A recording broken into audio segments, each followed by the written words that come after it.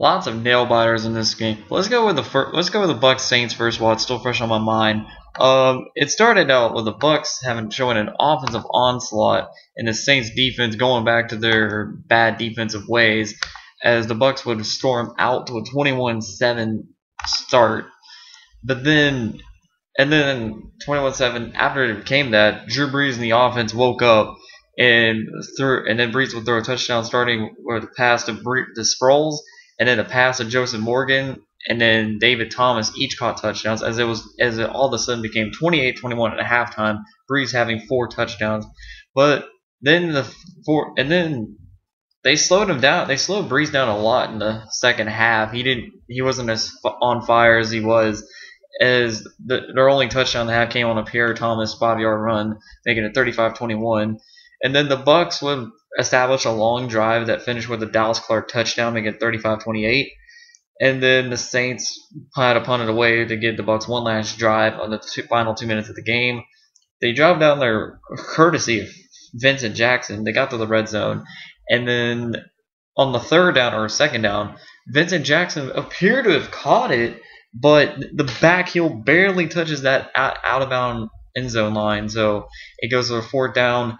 And then Mike Williams didn't catch a touchdown, but unfortunately he stepped out before he caught the pass. So they got penalized for illegal touching, and that would end the game. The Saints win 35-28.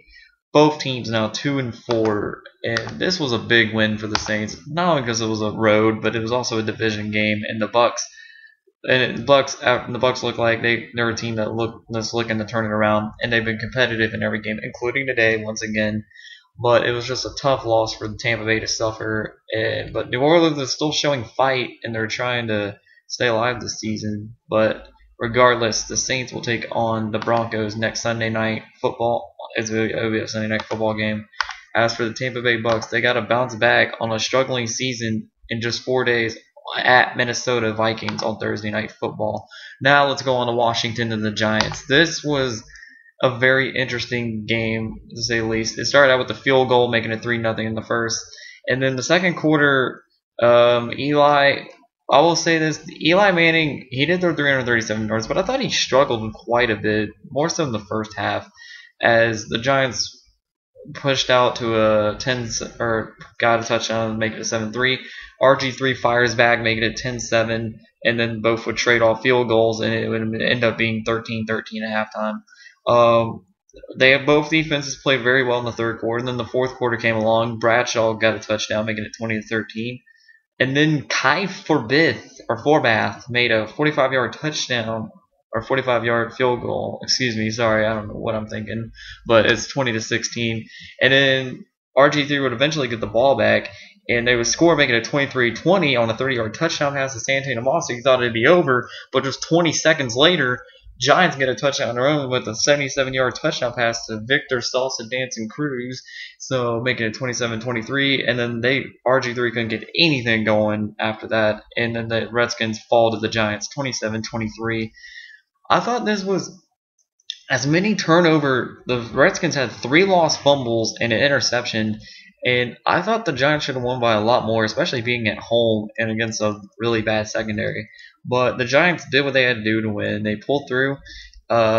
Victor Cruz and Eli Manning came up clutch. I mean, this is why Eli's one of the most clutch quarterbacks in the league, and that is why they're 5-2 and in first place in the NFC East. They are back, in my opinion, for the most part. But I still think they need to work on some intangibles. The Giants have to take on the Dallas Cowboys next week at Dallas, trying to revenge a Week 1 loss, as the Redskins take on the Steelers next week at Pittsburgh. Or wait, is that next week? Yeah, that's next week. Okay. Anyway, next on the list, we have the Texans-Ravens. I was very disappointed in how this game really turned out. I mean, I knew the Ravens' defense was going to be struggling more so than they already were. The Ravens' offense started out pretty quick. They got a 3-0 lead, but then after stopping the Texans on the 3-and-out, they got safetied. And then the Texans would follow that up with a 25-yard touchdown pass to Kevin Walter, making it 9-3. And then the Texans, with the pick six by Jonathan Joseph, making it 16-3. And then Matt Schaub would get another touchdown, making it 23-3, and 2 more field goals for Shane Graham. It's 29-3 Texans at halftime, and this game's already over pretty much. Although the Ravens tried to bounce back early in the third with the touchdown toss to Tandon Doss, making it 29-10, but it was not meant to be, as Arian Foster would get a touchdown, and he would also get 2 more touchdowns. He had 2 touchdowns in the second half, so it rolled up in a 43-13 beatdown, Texans over the Ravens. Joe Flacco struggled heavily in this game, only 21 of 43 for 147 yards, 1 touchdown, 2 picks, and that defense was in shambles today. I'm starting to wonder, does Ray Lewis make that much of an impact to that team? I mean, he was gone, and that team, because this is the worst I've seen the Ravens defense since 2005, or basically the Ravens in general since 2005 on that Monday night beatdown they received from the Packers and Brett Favre. This was a very, very brutal game if you're a Ravens fan. Fun game for Texans fans, as it was nice to see them bounce back from their defense getting shredded last week. And the Texans now go into a bye week as the Buffalo Bills await for them in Week 9. The Ravens have to bounce back. They also have a bye. Then they have to bounce back Week 9 at Cleveland. And Cleveland played them pretty tough, so that would be a very interesting game. But let's go on to one of the more head scratchers of the day. The Titans and the Bills. A Chris Johnson coming out party occurred. He got a 16-yard touchdown. That followed by a Buffalo Bills Fred Jackson touchdown, making it 7-7. And then Chris Johnson would score an 83-yard touchdown run. Yes, this is real life. This is not Madden. And then Brad Smith will get a kick return for a touchdown, making it 14-14. The Titans would get another touchdown thanks to Jamie Harper. And then the Bills would notch up 2 field goals, making it 21-20 at halftime.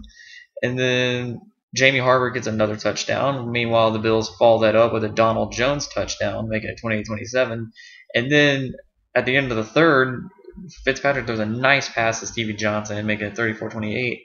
And then in the fourth quarter, coming down to the final 2 minutes of the game, Matt Hasselbeck delivers to Nate Washington for a game-winning touchdown, 35-34, as the Bills missed opportunity at the end, and they suffer a terrible home loss to the Tennessee Titans, 35-34.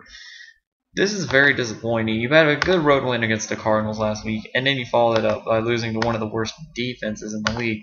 Give all the credit to the Titans, especially Chris Johnson, for finally showing up sometime this season. But this was just a head scratcher in my opinion, and the Bills have to think about it during the bye as they take on the Texans at Houston when they come back. The Tennessee Titans, they take on the Indianapolis Colts next week. Now let's move on to the Packers-Rams. Rams, they were undefeated at home heading into this game. They got a 3-0 lead start from Greg Zuerlein, and then Aaron Rodgers would continue his momentum from last week, getting a touchdown, and they will also lead for a field goal. And the Rams will only get another field goal to end the half, 10-6.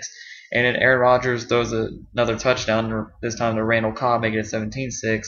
And in the fourth quarter, they made it 26. And then the Rams finally got something going, which capped off by Steven Jackson running a 6-yard touchdown run.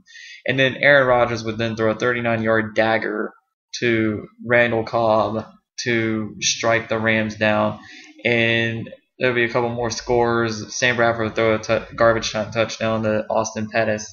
And that would be the Rams' first home loss of the season. They lose 30-20 to the Packers. Packers are on a roll, and Aaron Rodgers, he looks like a man on a mission. The Packers are playing under new fire and new light. As for the Rams, it was a tough home loss.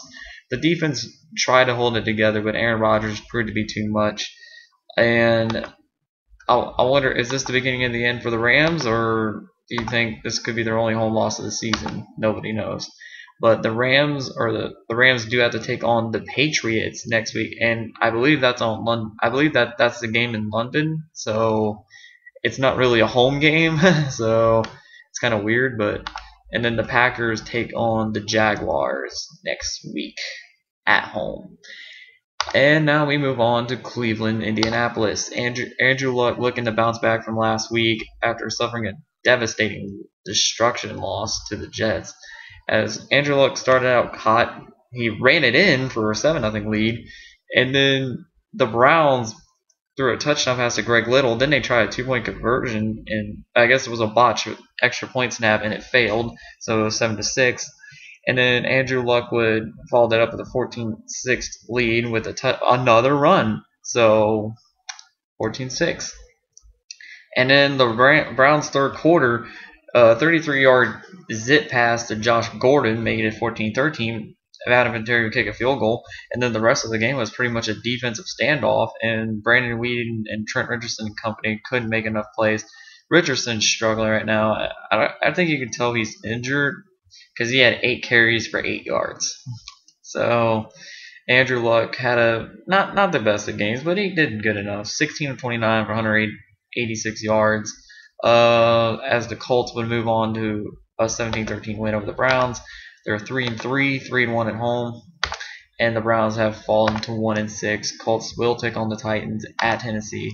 Meanwhile, the Browns have a home game against the Chargers. Now we have to go on to Arizona and Minnesota. And the Vikings started out hot. Adrian Peterson came back to life and with a 13-yard touchdown run. And then in the second quarter, LaRod Stevens-Howling would get a touchdown tying up the game. But then Percy Harvin would get a 3-yard touchdown pass.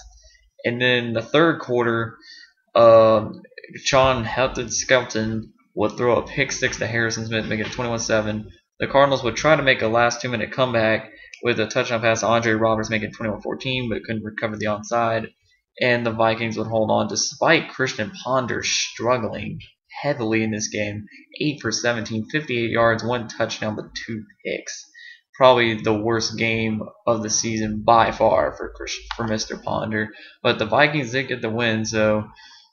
And now we have to go on to Dallas and Carolina. Oh, and by the way, the Vikings play the Buccaneers on Thursday Night Football. And I forget who the Cardinals play. Let me check real quick.